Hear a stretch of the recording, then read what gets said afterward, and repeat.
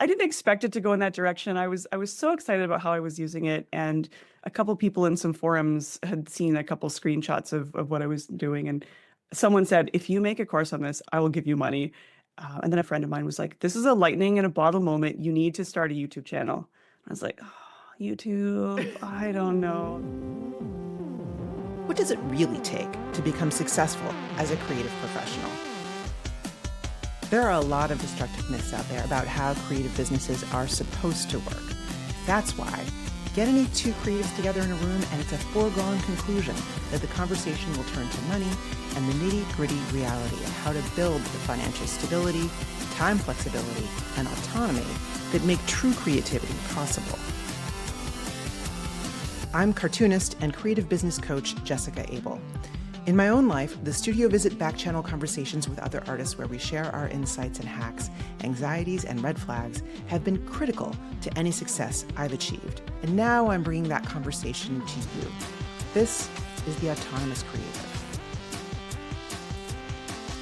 Hey there, welcome back to the Autonomous Creative Podcast. I know it's been a minute, but I'm very excited to be back and to share with you this awesome conversation. Today's conversation actually comes from our recent Autonomous Creative Conference, where I got to sit down with Marie Poulin to explore her fascinating journey from designer to systems expert and eventually to fantastic course creator of Notion Mastery. So this conversation was originally exclusive to our conference implementation kit members, but I just felt like it was too good to keep it behind a paywall, so here we are. I sat down with Marie to dig into the backstory of how she built her business through several major pivot points. And if you're somebody who's ever wondered about how to turn your expertise and passion in something really cool and very niche into kind of your entire business, this one is definitely for you. And we will jump into it after this message. Here's what I see happening with so many incredible, experienced creative pros. On the surface, everybody keeps telling you how amazing and awesome your work is, but behind the scenes, something completely different is going on. You're working absolutely bananas hours. You're taking on work that is honestly kind of beneath you because you need to pay the bills. And you're watching people who aren't half as good charge way more. I see it all the time. And the worst part is that the conventional wisdom about how to fix the situation will actually make it worse. That's why I developed this new free class, which will walk you through the 3 steps to set yourself up to bring in substantial money, build financial stability, and do it in a reasonable amount of time so that you're not working nights and weekends. It's called the 3-Step Plan to Making More Money as a Creative, and you can get it for free at jessicaabel.com/3steps. That's jessicaabel.com/3 and the word steps. Sign up now and let's build real financial stability around your best work. Hello, welcome. We are here with Marie Poulin, and I'm really excited to talk to her about her background and how she got to be, well, she was always an awesome person, but the awesome business owner that she is today. Marie is a designer, systems thinker, Notion diva, and co-founder of Okie Dokie. You might know her as the creator of Notion Mastery, which is an incredibly popular, for reasons, course and community that helps entrepreneurs and small teams build sustainable, customized systems for work and life. And Marie started out as a designer and freelancer. So over time, her work evolved into helping people rethink how they work, from workflow to knowledge management to building more human and neurodivergent friendly ways of organizing our digital lives. And I remember years ago coming across an article Marie wrote about using a plan for an ideal day. So obviously already thinking this way. And ever since, I have looked to her for these thoughtful takes on using our reality to shape how we do our work and how we enjoy our lives. So I'm excited to have this chance to find out more about how she got here, what's changed over the years, and how she thinks about designing systems that actually support us. Marie, welcome. Thank you so much for having me. Such a lovely intro. Oh, thank you. So I would love to start out going back and thinking about where you got started. You went to art school, I think, right? Design school, yeah, 4 years of design school. Yeah. Yeah. And you started out in graphic design. So can Good. you talk about how that went and then like where you see that sort of flowing into systems design and that kind of thing? Yeah, totally. I mean, when I got into design school, admittedly, I don't think I really knew what I was signing up for. I had an artistic background, and it sort of felt like a way that I could make money being an artist, right? That's sort of how I saw it. But I didn't really know kind of what graphic design was all about or what kind of careers were open to me. Design school, I ended up going into a little bit more of the interactive side of things. You could kind of choose if you want to do the print or interactive. And I was just far more interested in the web design and interactive side of things. Like that just felt more dynamic and more sort of this is where the future is going. And so I tended to choose projects that kind of fit more of that sort of angle. And when I got out of school or when I graduated, we had to do an internship. And so I ended up going in a super tiny, probably as tiny as you can get, one-man studio. And so I was just working side by side with a guy, Gordon, at Think House Design Studios. And so I got to pretty much wear all the hats with him. Like I got to see how does he quote projects? How does he run a project? What does it look like behind the scenes? Because I think in design school, you don't really see the business side of design. You don't really see or get that information. I'm sure you can relate to this. Like nobody teaches you this stuff. You kind of fumble and figure out as you go. So it was such a beautiful way to get behind the scenes and like really immerse myself and have someone who was super honest with me about what things cost. So that was kind of the beginning of just getting a little bit more of the business side of things. And I don't know that I would have gotten that same experience if I'd worked at like a big design studio. So I loved the being small, being nimble, getting to be the one having those conversations with clients and figuring it out as you go. So that was sort of like how it all began. I was just immediately drawn to the smallness and the intimacy of that kind of working. Yeah, and I think you hit the nail on the head there that you had this opportunity to learn all of the sort of back end of this business because you were in the entire business. Where if you'd gone into a large design studio, you would have been siloed into creating something, being in some area. You would not have seen how the jobs come in Exactly. and, the client facing stuff or any of those things. You would have just been like doing your little thing and you wouldn't have learned it. So what luck. Exactly. And I had done, tiny contracts along the way with larger studios too, and I started to see that as well. And I didn't like that siloing. And I think there's benefits to both things, right? Like going really deep on a skill and getting really good at that. But I loved being able to wear the many hats and kind of learn about those things too. And so I worked there for about 4 years before I started to get the itch. And I wanted a little more control over the kinds of projects that we were working on. Mhm. And so I was very, very lucky. I think I had built such a relationship. It was just him and I working together for almost 4 years together, side by side, before I wanted to go off on my own, but I also didn't have my own client roster. So it was definitely a bit of a risk to make this leap. I didn't have savings to talk about. I didn't really know kind of how I was going to pull it off. And I was so scared to have the conversation. But when I did open up that conversation, he made the suggestion that we could go down to working 3 days a week with him. And then that gave me 2 days a week to find my own clients and my own projects and stuff like that. And I think having that transition was huge. And I think we did that for 3 or 4 months before he was like, hey, it's time for you to spread your wings and to go do your own thing. And so that was kind of how I made the leap. But yeah, it was terrifying at the time. And it couldn't have gone better, I think, just having that freedom, flexibility to be able to still have some revenue coming in while I was figuring out my place. He sounds like an amazing mentor. Like how great. I feel incredibly grateful to have had that experience. I think it was huge and definitely just even just working in someone's home as well. So I'm Mm. integrating with his family or seeing how he interacts with his family. Like he was a mentor in so many ways than just a business owner. I feel super, super grateful. Yeah. Fantastic. Um, so at some point in there, I became aware of you, like a number of years later, I'm sure. And you were a digital strategist. And I didn't know what that was. I still don't exactly know what that is, but I was pretty Yeah. impressed by the way you had this, I think, a course or community or something you were teaching other people in that area. And it feels to me like you were already in a position where you were helping people create workflows, streamline their work, giving them business building skills, leaning in that direction. Is that Yeah. correct? Yeah. I think when I went off on my own, and now suddenly I was the one wearing all the hats and figuring out all the different pieces of things and how do I invoice people and charging people. And so the clients that I was taking on, I'm building their websites, but then I'm also suddenly helping them set up their payment portals and helping them Mm. make notes about their content and what makes for a good landing page and things like that. So I sort of instinctively found myself doing the wearing many hats things for my clients. And so a lot of them didn't have marketing backgrounds either, and they didn't have this experience. And I think it was in the last year of working at this job that I signed up for Tara McMullen's program too. And I think that that might have been how I had learned about some of your work as well. So I was already sort of familiar with some of your stuff too. Um, and so I was doing the wearing many hats things and starting to learn a little bit more about marketing, digital strategy. What is this stuff? Systems, how do we help people get organized and scale? And so I was just so curious, like learning everything that I could about strategy and the digital world and mapping out service experiences and things like that. And so, we've talked about the sort of generalist versus specialist as well. And I just couldn't help myself. Like I'm a person that I'm very curious. I love to understand how things work. And so I think my curiosity started leading me towards seeing that there are these underlying systems happening for people on, behind the scenes. And there's so many moving parts to anytime someone goes to launch a new website project. There's branding, there's copy, there's your payment portals, there's the customer service side of things. There's so many moving parts.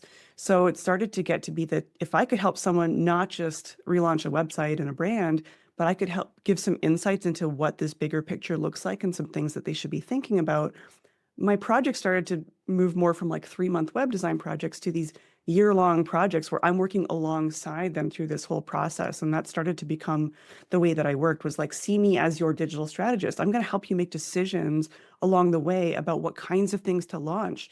And then I could start to bring insights from working with some clients to other clients and say, hey, you know what? The clients that seem to be doing the best right now are the ones that have some kind of digital product alongside their services, or they're running online communities. So the more insights I was gathering, it was kind of giving me more insight into how I could kind of help people launch better and just kind of have smoother, scalable systems. And I just got really excited and discovered there was a whole world of this, that people actually do this for a living, and I can call it that. And it took a while to kind of figure out, like, who am I and what do I do? Because I've got this design experience.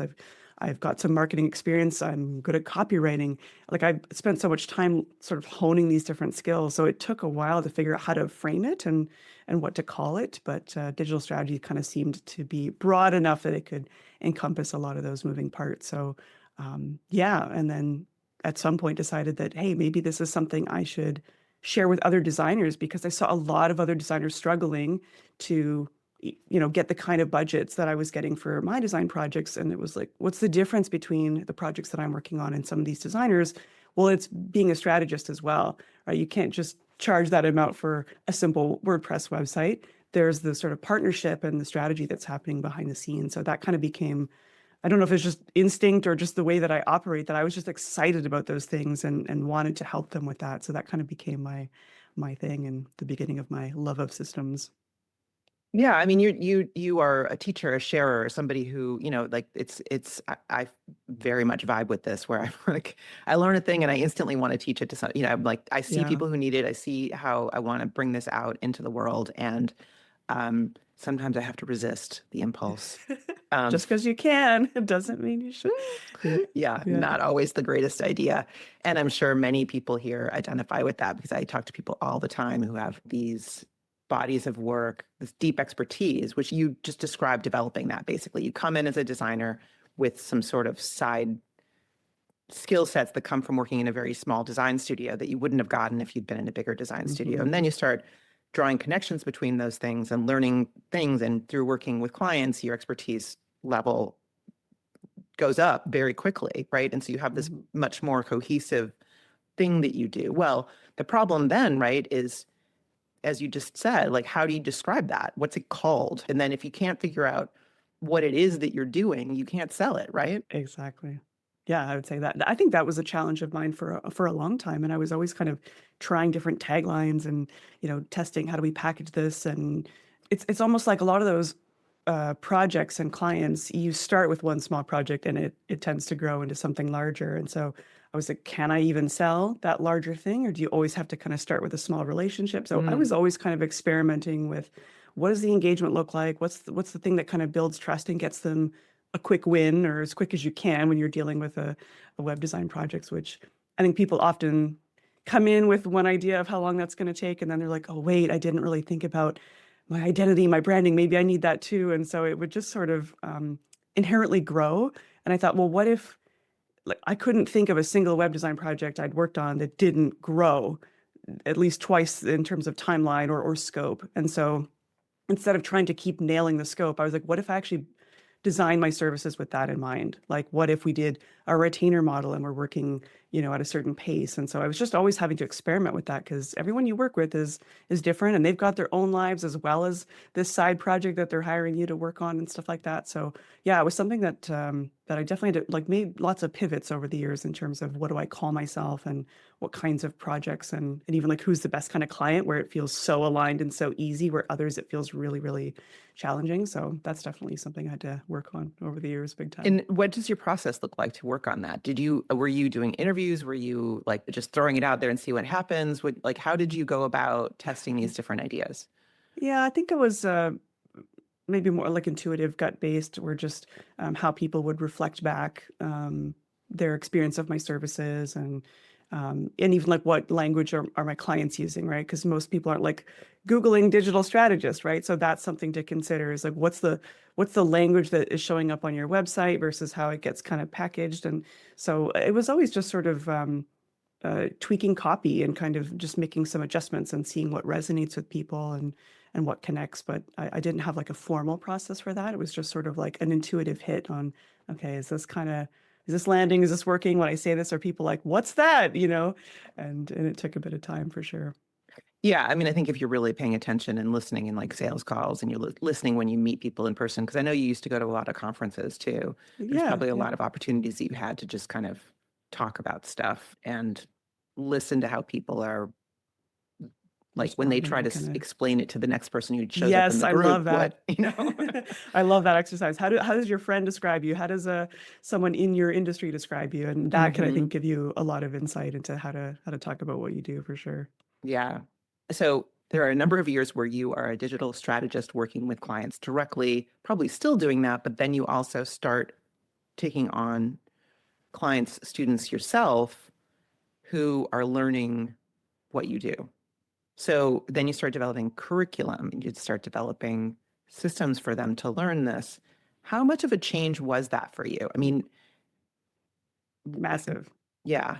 Yeah, that's massive. Moving from one-on-one client work and concierge services to suddenly now your work, you and I have talked about this about suddenly now you're operating with scale. Like now you need numbers of people if you're going to be teaching or moving to a teaching-based model or community-based model.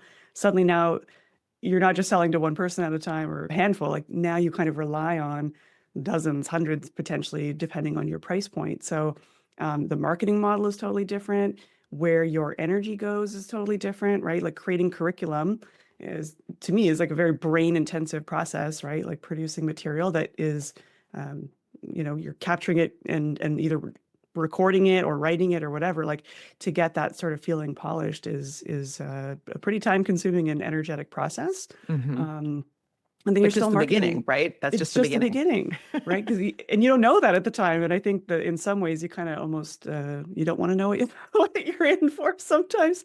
You want to know some of it, but yeah, like the strategy stuff was going really well. And I was like, okay, I think I'm doing something here that feels really good. It's allowing me to charge a higher price point.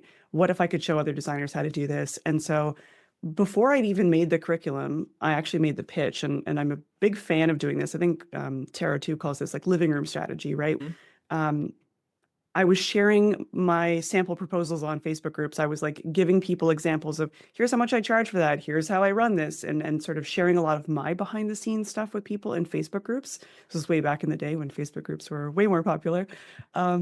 And people were like, how do you know this stuff? And how do you do this? And I thought, okay, there might be an audience here. I'm just going to put it out there. I made a super simple text only web page that was like, hey, I'm going to make this course. I'm thinking of creating it, Digital Strategy School.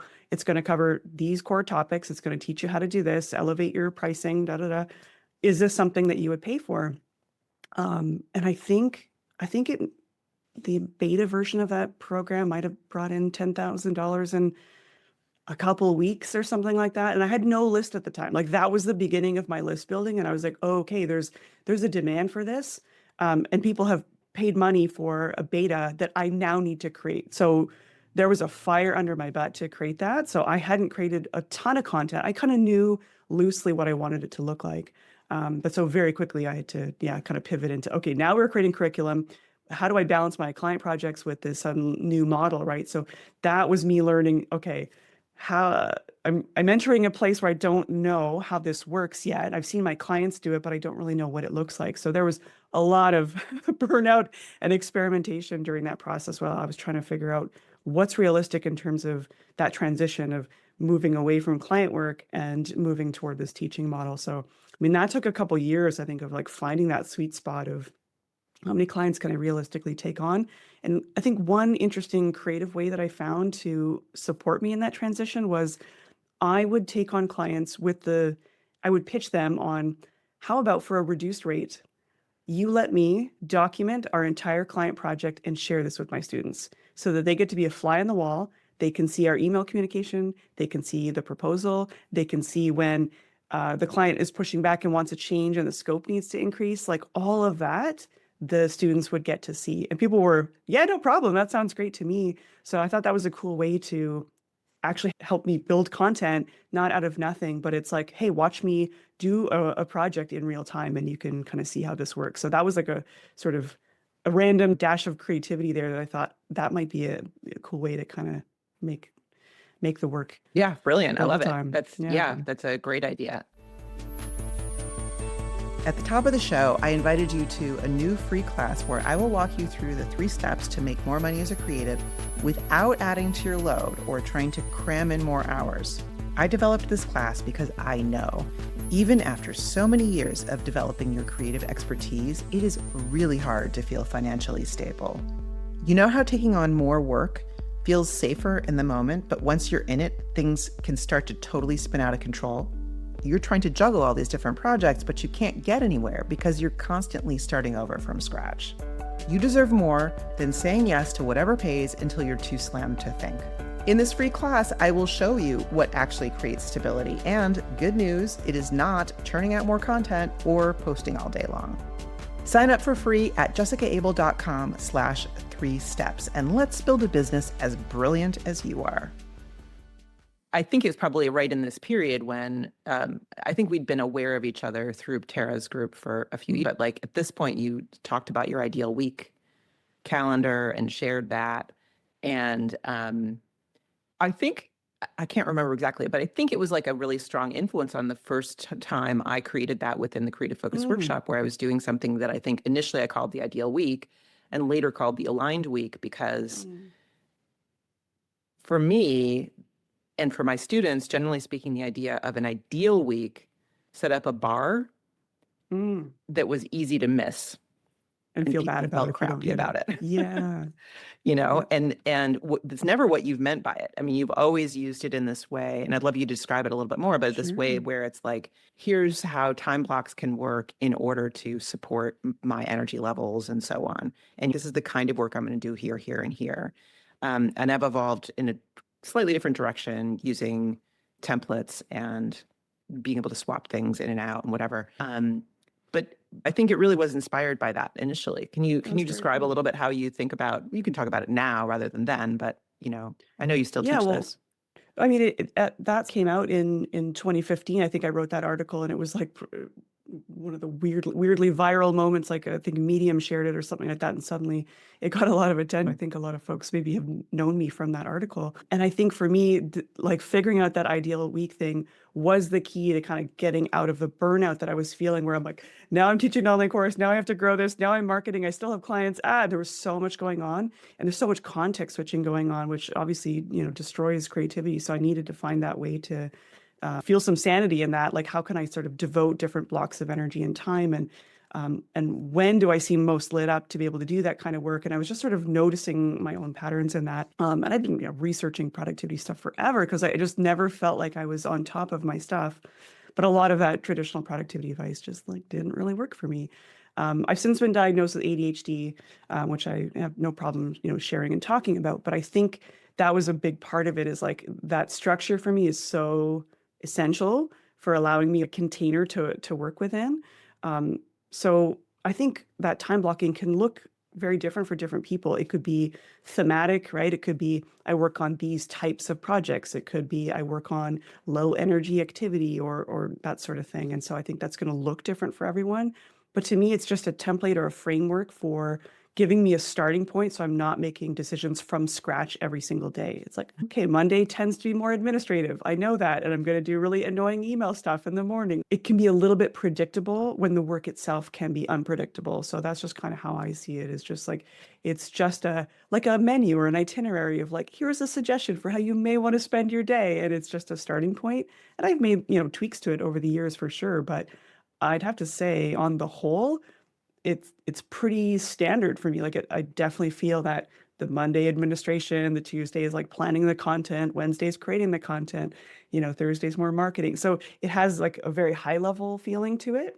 Mhm. And then within the day, it might be, okay, the admin boring stuff in the morning and the high energy stuff in the afternoon and that kind of thing. So that's kind of how I see it. I think it's flexible enough if people are willing to not judge themselves for not meeting those standards. Like I've never been one to be like, this is exactly how my day is going to go. Like I just know that that's not the case. It's purely a suggested container for helping, I think, just reduce decision fatigue.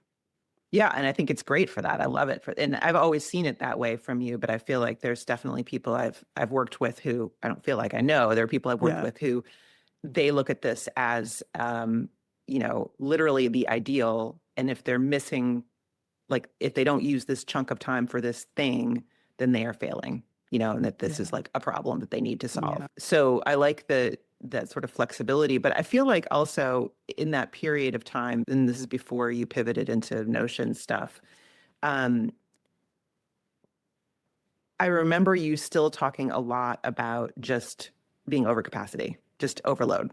That like this is an attempt to corral all that stuff, and at least it kind of Totally. gives it a pattern that makes sense. But Yeah. here you are, you're still trying to create a much larger audience through content marketing while you deliver a very complex program. It wasn't just like, here's a few modules. This is like a whole life renovation program for these Yeah. people, and also whole business renovation projects for clients. I mean, that's just a huge amount. And was there a moment when you're like, Am I trying to do too much? is there something I need to do about this basic issue? Um, yeah, I mean, the beginning, like launching Notion Mastery was definitely hugely overwhelming, right? Because you're like, oh, I'm just going to make this small course. And then like what it becomes, it was so much bigger, which, hey, mirrors the stuff I did with web design. Oh, I'm just going to make this website. Oh, and do your marketing and write your sales page. And like, I guess that's partly how I I mean, operate. Like I you can't help permaculture, you myself. see the systems, right? Like this is Exactly. you. You see like how things all fit together. And I think quite correctly that like you cannot actually legitimately fix this thing without looking at this other Exactly. part over here. But I'm also talking before Notion Mastery about the digital strategy school, which was like when I looked at your sales page or whatever, it was like, there's a lot in here. This is not a Way too small much. thing. Can't help myself. Yeah. Yeah. It was a lot. Like it was definitely a, I don't know, an overcommitment or just sort of, well, oh, they have questions about this. I guess I better make a module for that. And I didn't, I think, have as good boundaries at the time. I didn't understand, again, just because someone has questions about that doesn't mean you have to be the expert on it or do that work for them or even cover that side of things. And so one of the ways I tried to bridge that was bring in experts, right? And just say, hey, I only know a little bit about this thing, but here's someone that does this really, really well in the design space. Let's bring them in and sort of relying on your guests, your friends, and other experts to be able to fill in those gaps. So that's something that it took me a while to learn that harsh lesson where it's like, again, you don't have to be the one creating all of that content, but if you can point people in the right direction and provide those examples or case studies that come from other people, that can be one way to support that. So yeah, I don't know how many years I ran digital strategy school. And I ended up bringing in another co-facilitator with me at some point too. So I experimented with that. And again, managing other people too is like a whole other piece as well. So now you're not just managing your students and your projects and your clients, like you're managing other coworkers and things like Mhm. that. So just I feel like all of it was just learning. You're just immersed in it and learning constantly. What is it like to be in a customer support role, to be revamping content and revamping modules and stuff like that. So I was Hmm. definitely working double time. I was working on the evenings and weekends and being like, wait, what have I done? Is this the kind of work that I want? And how can I create a little more stability? So yeah, for the next couple of years was just focused on systems. Like, how can I make this easier for myself? How can I make it easier for other people? What are Hmm. the things that come naturally to me? What are the things that I'm not seeing? Like, why is this still a struggle? Why is there still friction here? So I was always just kind of figuring out an attempt to reduce the friction, and that's kind of where I discovered Notion, and it felt like the one tool that I could see everything that I had on my plate, um, but it gave me a lot of structure and flexibility for how I wanted to visualize that information, and so that was kind of the transition was just getting so excited about, okay, we've got the systems piece now, but Notion was a way that I could implement it in a way that felt really good and really creative. Hmm. So you were just using it for yourself, I assume, first, and then because it's something you loved, you immediately started wanting to teach it, correct? Yes. Called out. Yes. Well, I didn't expect it to go in that direction. I was so excited about how I was using it, and a couple people in some forums had seen a couple screenshots of what I was doing, and someone said, "If you make a course on this, I will give you money." When the second person said that in a couple days, and then I went to a mastermind, and a friend of mine was like, "This is a lightning in a bottle moment. You need to start a YouTube channel." I was like, YouTube, I don't know. That's sounds like a lot of work and being on video all the time. I don't know how I feel about that. But I think he was right. Like that's if you're going to be teaching people how to use software or to actually set up systems, like it's pretty technical work. So I reluctantly started the YouTube channel, and because there wasn't a ton of other content around that space yet, like there was a few other people talking about it, but not a lot. All of those Google searches and things were sending people right to my YouTube channel, and the comments were just more and more questions, more and more questions. And I was, oh, here's a new video. Here's a new. So I was on this sort of content pipeline. And because it was so new and it was so exciting, I was so stoked to make these videos. And enough people were just saying, if you make this, like I will pay you. And I thought, okay, there's a magnetism here that feels like I don't have to push so hard on the marketing side. Like it's people sort of begging for this content. And so I thought, yeah, what could what could go wrong? Like, why don't I just try? I'll just make a course on this. What could possibly go wrong? And then, sure enough, it's my whole business took a very sharp left-hand turn, and It definitely did, and for the yeah, better in a lot of ways, right? Like it really it took off in a way that I'm sure nothing else you'd done had. We're talking hockey no, stick moment here. yeah, totally, yeah. Yeah. Um, but were you at the time that you launched this still taking clients and still teaching digital strategy school, or had you already wound that down? I'd already wound that down, and I think I maybe had maybe a handful of clients. Like I really only took one or two at a time. They were sort of larger retainer projects. And so it was more of the big deal of like, oh, I have to let one of my clients I worked with for 2, 3, 4 years and tell them I'm not going to be available for work anymore. And that was really tough. But I knew it needed to happen if I was going to make space for this bigger project. So I knew that like financially I'd be okay if I have this one or two client here. And then the rest of my time I could devote to the course. And already the beta for the course had already brought in revenue as well. So it was sort of same strategy as last time where I put out a page, say, hey, I'm going to make this. Are you going to pay for it? Mhm. And made about 10K in a week with just a Twitter mention and a couple casual mentions on email. And I thought, okay, there's something here. I've got a little bit of buffer to build this. Let's try it. And I think within 3 months, it was making $10,000 a month. And I thought, okay, that was just with my beta. So it's time to say goodbye to my other clients. And I really just reduced everything and went all in on it for, I mean, 6 to 12 months was just like build, ship content. And it was pretty all in. And then it just, yeah, kind of exploded from there. Yeah, yeah. So in contrast to what you were saying about the stage when you had clients and were also teaching digital strategists, what does your work look like now? It's, yeah, the pace is a lot different. And whether it's the COVID bubble, we say a lot of course creators experienced, I think, a huge growth during COVID where people had more money to invest in courses and communities and that sort of And thing. time. In time, big time. And so I think, things kind of cooled after a certain point. And so things are, I'd say, like a much more relaxed pace, but there's enough stability with the product that like I don't feel the sort of pressure to scramble and be shipping things and whatever. So it still kind of like hums along in the background, and then that Mhm. gives us some freedom to explore like the permaculture side of things. What are some of the ideas that I want to put out there? Do I want to write a book? So I sort of feel like 50% of my headspace is still like Notion mastery, and the rest is sort of, hey, what's next and what do we want to build, and sort of thinking about the future and that sort of thing. So a little bit of Mhm. light content creation, gotta still create those YouTube videos. I don't create them as often. Before it was sort of a weekly thing, every week shipping a YouTube video, which is a lot of work. At some point you build a body of work that and you start to have enough of the conversations over and over again that you can keep then pointing people to like, oh, I wrote a blog post about that. You can go read it here. Oh, I wrote a YouTube video. You can do that here. So I sort of feel like in that space, I've created a good chunk of content that I can like take my foot off the gas a little bit and be thinking about what are the newer ideas. Like if Notion disappeared tomorrow, what are the ideas that will still endure? What are the things I would still pursue? What are the lessons and things that I can bring forward into something else and something that's next? And so, Right, because that's yeah, something that you've mentioned before, that because your success with this course is tied to a product you don't own. exactly. That's rough. Like that's It's a a scary risk. thing. Now, Yeah. God willing, nothing ever happens to Notion because my life is over if it does. But like the you have to be thinking about that, right? You have to be thinking about like what happens if this is no longer possible.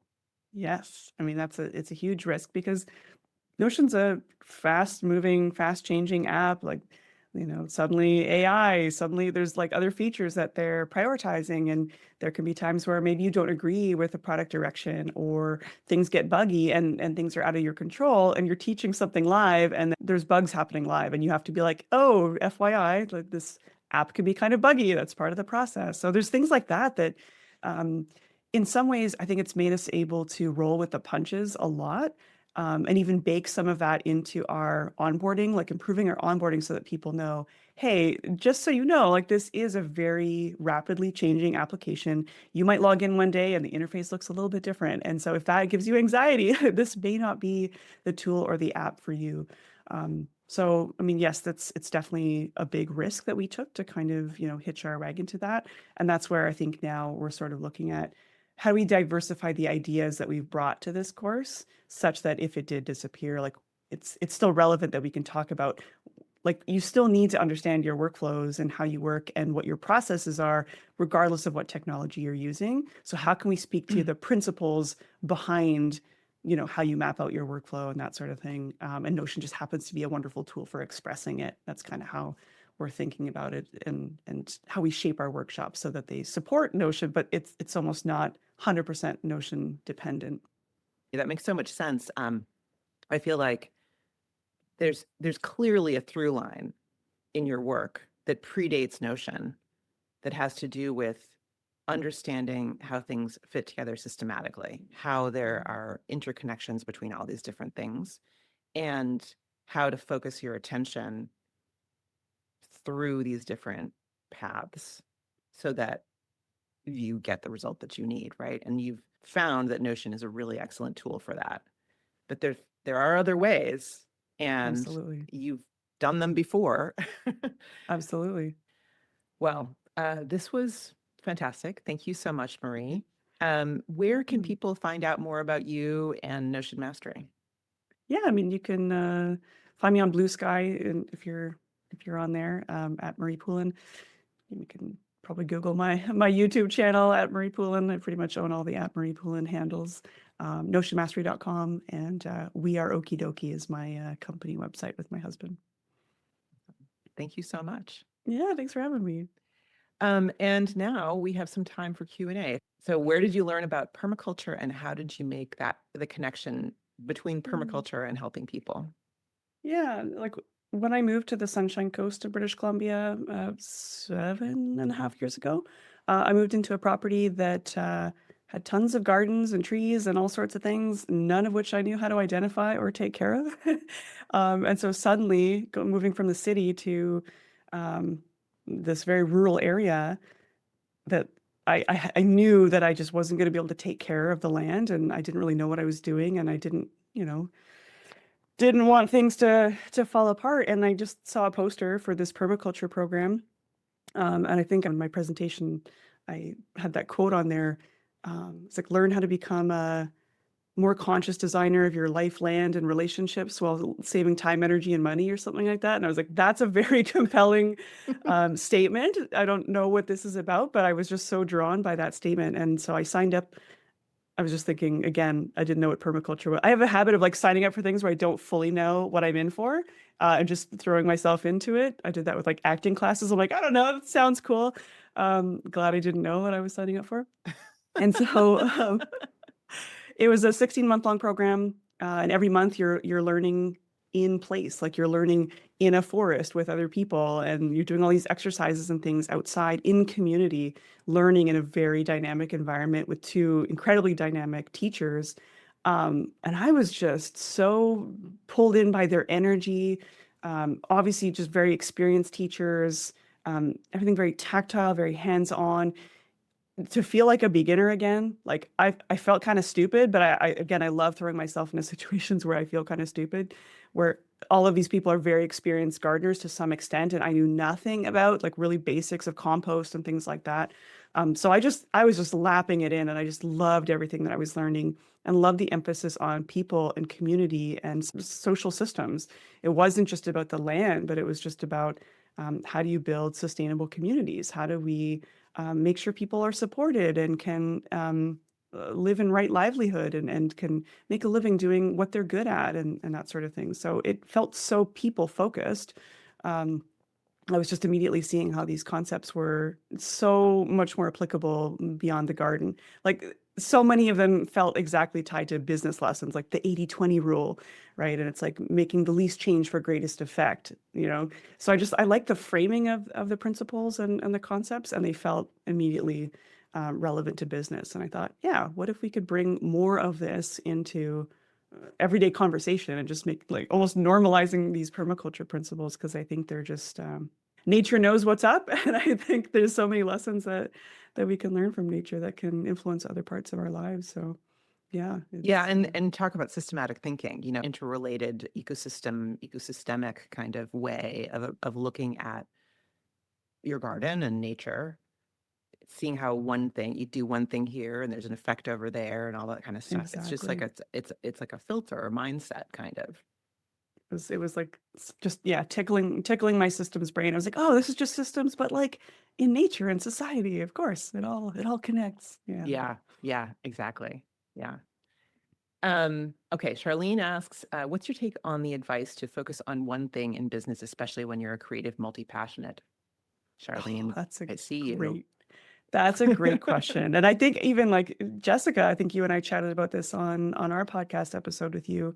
I have so many opinions about this, and I think it's so personal. Yes, of course, it's a lot easier to talk about what you do when you're specific about what you do, right? And when you do one thing really, really well. But I think my career has proved like there's a lot of room for evolving the container of what you do, and even how you think about what you do, and what are the through lines between maybe things that are seemingly disparate. And I think it also depends on the maturity of your business. So I think in the beginning, newbies kind of take that advice before they've actually tried to maybe throw some spaghetti at the wall and do some experiments. So I'm a huge fan of trying many things, or testing out your focus across a number of different pathways while you're figuring out what you do.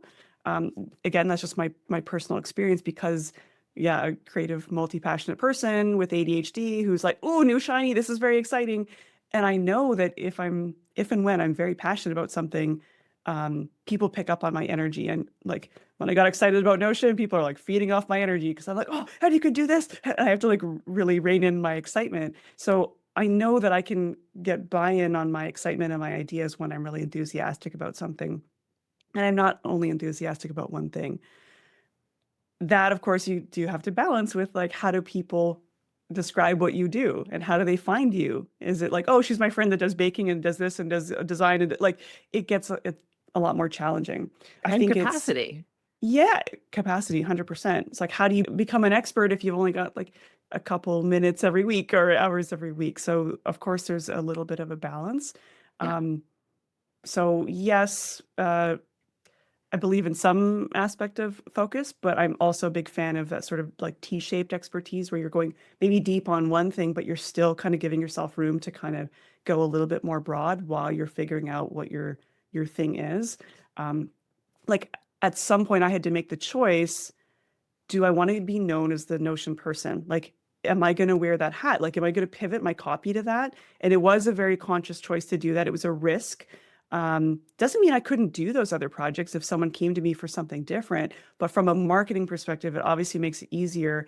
Even for a short term, I said, for the next like 12 months, I'm just going to change all the copy on Marie Poulin to be like, oh, I teach you how to do, and moved everything to be Notion specific. And that, of course, just helped me get known as that person. And then guess what? I can like change the copy to be more broad and like change it later, right? But I think there's going to be certain phases in your business where it's going to make sense to, I think, kind of, put a specific hat on that makes it easier to talk about. But there's nothing saying that you can't still do those other things. But I think you got to be strategic about how you do them. Yeah. And I often talk about doing those things, but not trying to make them into your business. Yes. Like Yes. it doesn't mean you need to stop doing those things, but do they need to be how you're trying to make a living? Yeah. And I've had that problem for years with business coaching and creative focus stuff. So as one person who only has a certain capacity for creating content and marketing, and even in my calendar doing launches and things, trying to maintain both of those things is incredibly challenging, even though they're very interrelated and, Yeah. support one another in different ways. They're also not. And so, I'm toggling and it's really tough. Absolutely. Yeah. Yeah. All right, we're going to wrap this up. Thank you so much, Marie. I really Yeah. appreciate your time, and everybody who's here live, thank you for being here. Marie, thanks. Thanks so much. Thanks for joining us today for The Autonomous Creative. Our show is produced by Matt Madden, and our production coordinator is Rhiannon Sunday. Music is also by Matt Madden. I'm your host, Jessica Abel. You can find our takeaways along with any links or extras we may have mentioned, and also full transcripts in the show notes. Find everything at jessicaabel.com/acpod. If you enjoyed this episode, please take a minute to leave a rating, a review on the podcast platform of your choice. Thanks so much, and we will see you next time.